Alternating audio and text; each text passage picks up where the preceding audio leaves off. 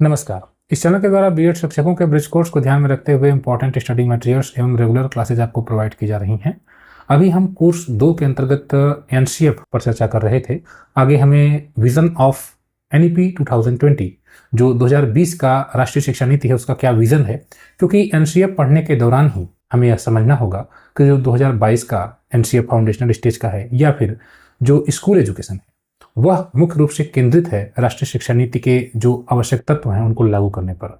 अगर आप भाषा का अध्ययन कर रहे हैं, हिंदी का, अंग्रेजी का, संस्कृत का, उसमें भी जो राष्ट्रीय शिक्षा नीति है वह एक महत्वपूर्ण जो चैप्टर के रूप में है, आपको अध्ययन करना है।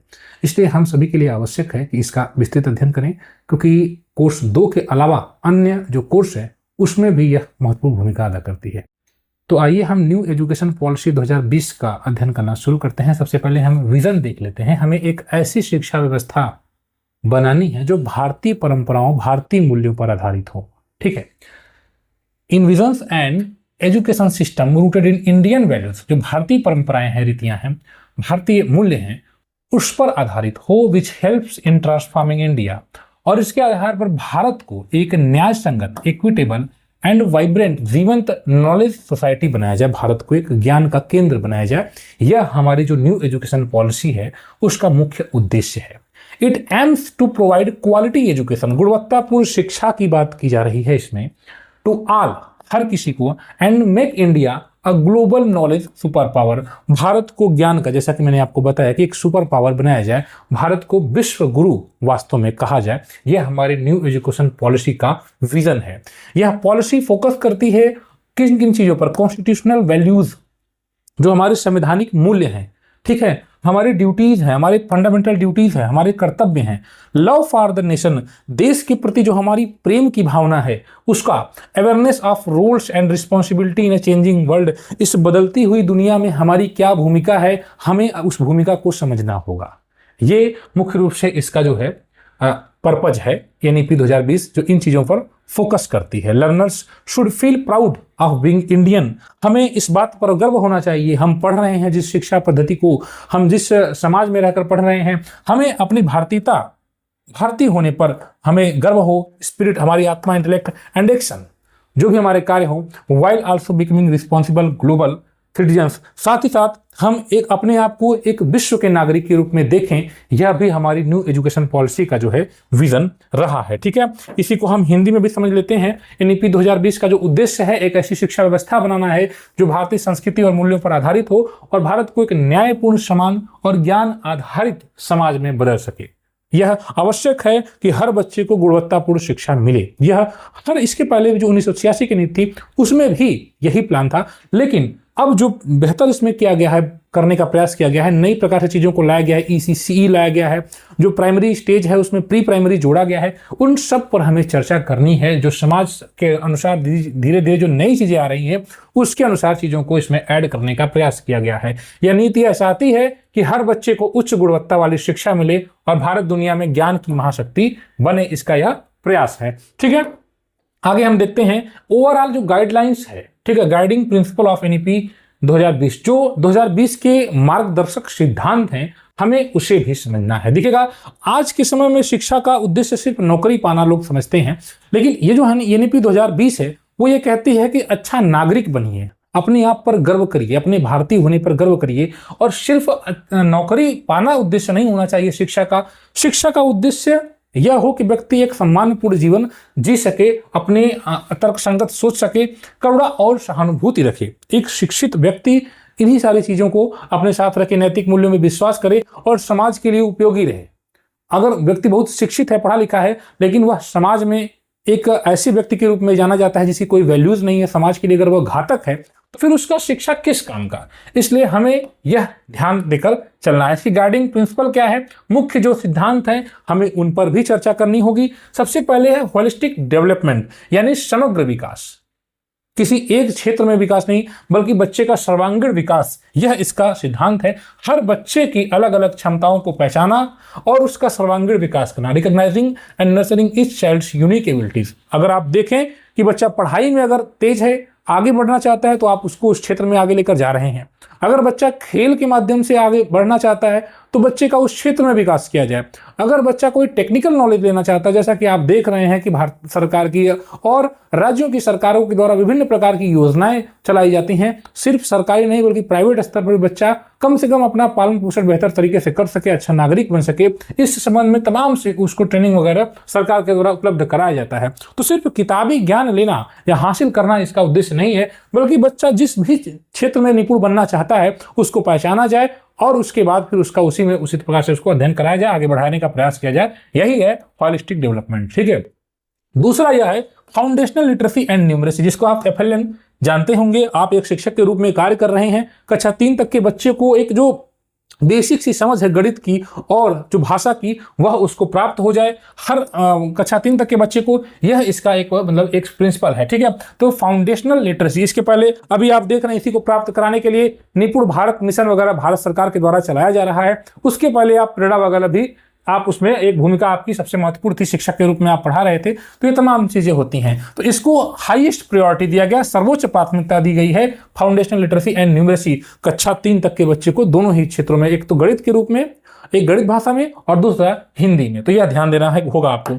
आगे है फ्लेक्सिबिलिटी, यानी कि बच्चे अपनी रुचि और प्रतिभा के अनुसार विषय चुन सके। इसके पहले यह रहता है कि बच्चे पर एक बर्डन बना दिया जाता है कि तुमको ये कार्य करना है। अब बच्चा अपने हिसाब से जिस क्षेत्र में उसकी रुचि बनती है उसके अनुसार वह विषय चुनेगा और फिर वह इस प्रकार से फ्लेक्सिबिलिटी होनी चाहिए। ठीक है, आगे है नो हार्ड सेपरेशन, यानी कि अभी आपने देखा कि जो हमारी पुरानी पॉलिसीज है इसमें विषयवार, जैसे अगर आप देखेंगे तो कला वर्ग है, विज्ञान वर्ग है। अब ये दोनों लोगों के अंदर एक बड़ी एक ऐसी मानसिकता होती है कि साइंस वर्ग जो विज्ञान वर्ग है वो बहुत अच्छा पढ़ा लिखा है, कला वर्ग वाला कम पढ़ा लिखा है, तो विषयों में बड़ा गैप दिखाई देता है। इस गैप को भरने का प्रयास किया जाता है। जैसे अगर कोई अध्यापक है गणित पढ़ा रहे हैं तो उनको यह समझा जाता है कि बहुत बेहतर पढ़ा रहे हैं, कला पढ़ा रहे हैं अगर तो उनको यह समझा जाता है कि ये कला पढ़ाने वाले हैं, ये कुछ जानते नहीं है।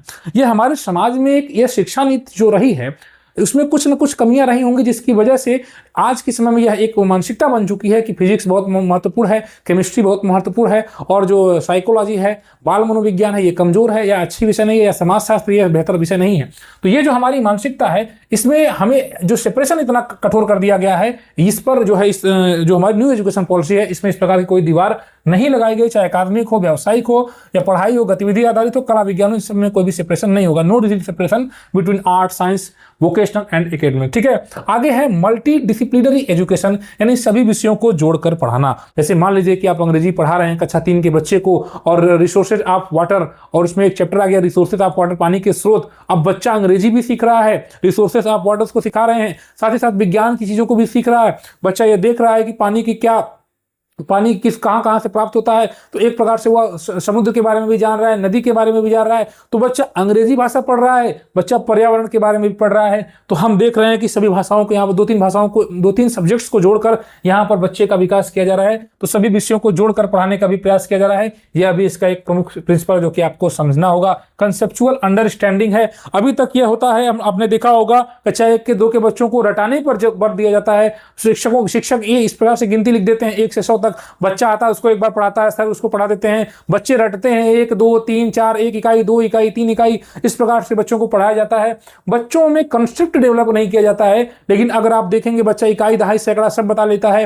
लेकिन अब हमारी जो किताबें आई हैं उस किताबों में 10 का बंडल बनाया जाता है। वो बच्चे में एक कंसेप्ट डेवलप किया जाता है कि देखो 10 एक चीज हमने 10 मिला दिया तो ये बना दहाई, तो 10 का 1 बंडल, 10 का 2 बंडल, 10 का 3 बंडल, तो बच्चा खुद बताएगा कि 3 हो गए दहाई। अब बच्चे के अंदर कंसेप्ट बन रहा है, बच्चा इस चीज को समझ रहा है कि 10 चीजों को मिलाकर 1 बन रहा है, तो वो एक दहाई बन गया।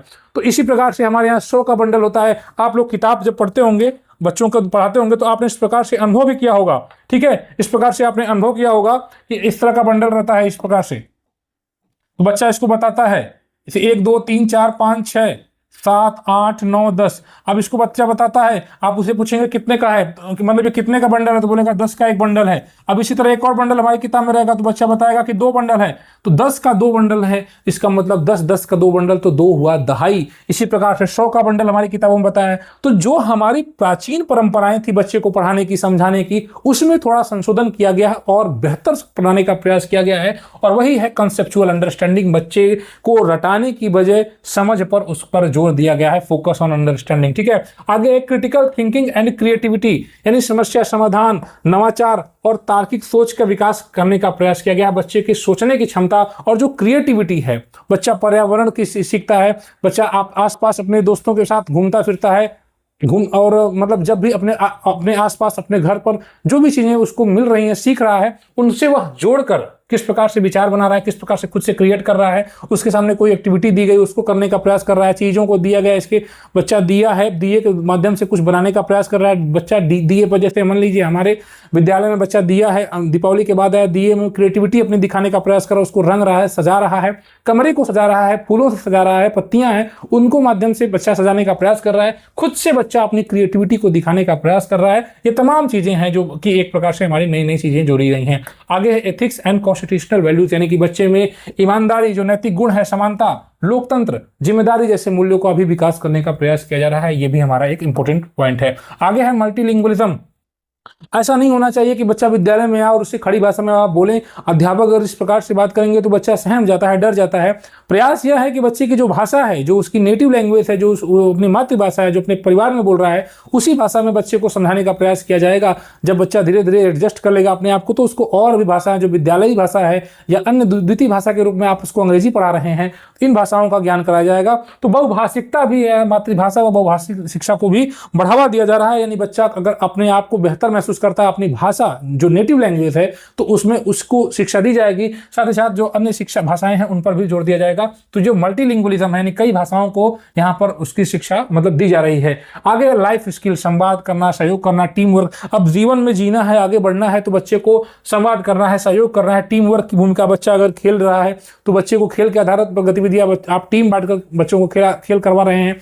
जैसे मान लीजिए कक्षा में 20 बच्चे हैं, 10 बच्चे अलग हो गए, 10 बच्चे अलग, उनमें आप खेल के साथ साथ टीम की भावना का, सहयोग की भावना का, कोई बच्चा गिरता है दूसरा बच्चा उसे सपोर्ट करता है, उठाता है, मदद करता है। तो इस प्रकार से ये भी आप देख पा रहे हैं कि जो लाइफ स्किल्स है जो हमारे, उसको भी डेवलप करने का प्रयास किया जा रहा है। ठीक है, इसके अलावा फॉर्मेटिव असेसमेंट, यानी सीखने के लिए मूल्यांकन, न किसी परीक्षा। हमारे यहाँ अभी तक ये टर्म रहता है, ये चीज रहती है कि परीक्षा होगी, और आप लोग या हम लोग भी जब अपने समय में परीक्षा देते रहेंगे, हम लोग जब 5 के 6 के विद्यार्थी रहे होंगे, तो हम लोग यही सोचते थे कि परीक्षा किसी प्रकार से पास हो जाए, कितना नंबर उसका आया, कितना नंबर मेरा आया। हमको इस चीज को लेकर कंपैरिजन करना पड़ता था, फर्स्ट आया, सेकंड आया, ये तमाम चीजें चर्चा करते थे। लेकिन अब इसमें भी थोड़ा सा परिवर्तन किया गया है। अब परीक्षा जो है इतनी हार्ड नहीं होगी, मूल्यांकन उसमें आप देख रहे हैं ग्रेडिंग वगैरह लगाया जा रहा है, यानी जो कैटेगरी है उसको कम कर दिया गया। कोई 90 नंबर पा रहा है, कोई 95 पा रहा है, कोई 94 पा रहा है, उसको हटाकर ग्रेड ला दिया जा रहा है, बेहतर करने का, दिखाने का प्रयास किया है। यानी कि 94 वाला भी ए ग्रेड पा रहा है, 99 वाला भी ए ग्रेड पा रहा है, और 90 वाला भी ए ग्रेड पा रहा है।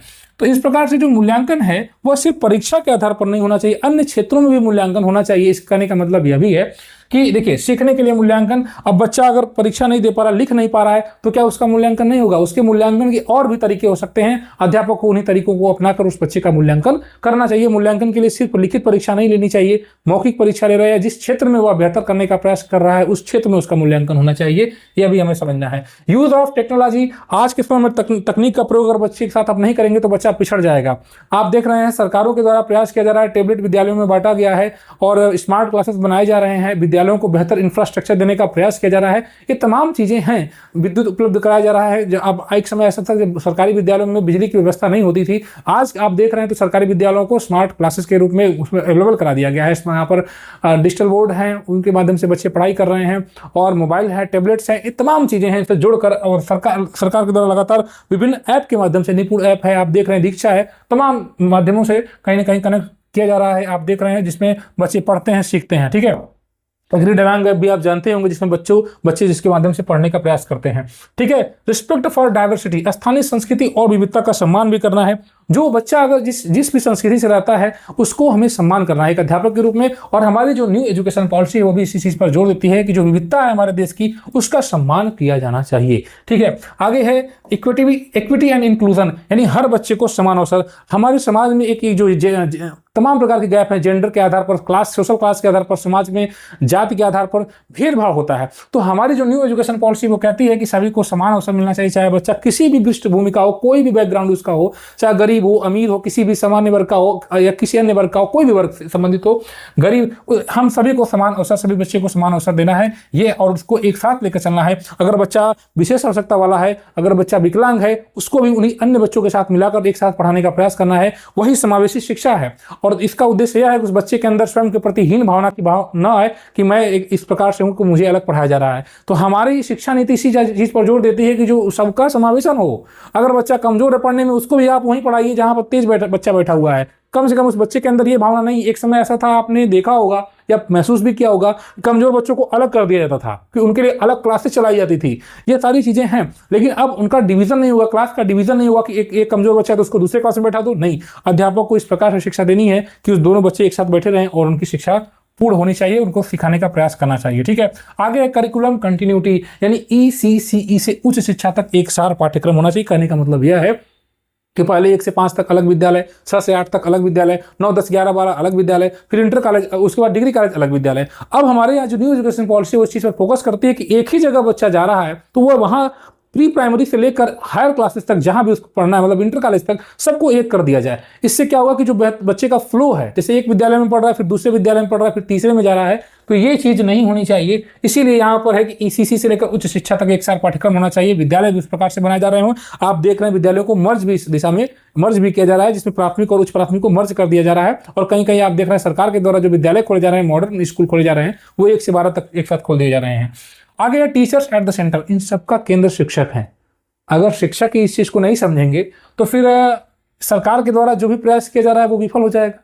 इसलिए आवश्यक है कि शिक्षक पर ध्यान दिया जाए। इस पूरी एजुकेशन जो पॉलिसी है, इसका पूरा का पूरा जो जिम्मा है वो शिक्षक के ऊपर ही है। सरकार के द्वारा जितना निवेश किया जा रहा है वो सब इस बात पर केंद्रित है कि शिक्षक कितना अपनी भूमिका को अदा करता है, शिक्षक कितना इस चीज को गहराई से समझता है। इसीलिए हम कहेंगे कि इसमें शिक्षक जो है वो शिक्षा की आत्मा है।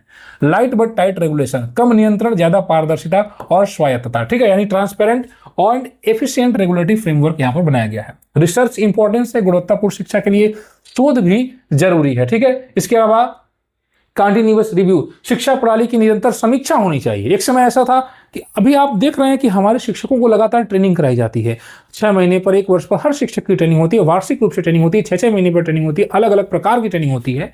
उसका यही उद्देश्य है कि लगातार समीक्षा होनी चाहिए और शिक्षा प्रणाली जो रिव्यू, जो गलतियां हैं उसको सुधारने का प्रयास है, जो कमियां हैं उसको सुधारा जाए और शिक्षक को और बेहतर बनाया जाए, दुरुस्त बनाया जाए। प्राइड इन इंडियन कल्चर, भारतीय संस्कृति और परंपरा पर, ज्ञान पर गर्व करना चाहिए। ठीक है, और एजुकेशन एज अ राइट, और आप सभी जानते हैं ये तो हमारे संविधान में भी उल्लिखित है, सीमा संशोधन भी आपने पढ़ा होगा और RT एक्ट वगैरह पढ़ा होगा। तो इसमें भी वही चीज यहाँ पर कहा गया है कि गुणवत्तापूर्ण शिक्षा हर बच्चे का अधिकार। तो फिलहाल इस वीडियो में इतना ही हम रखते हैं, आगे अगले पार्ट में हम इसके शेष भाग को कवर कर लेंगे। फिलहाल ब्रिज कोर्स की तैयारी करते हैं तो इस चैनल को सब्सक्राइब करें। धन्यवाद।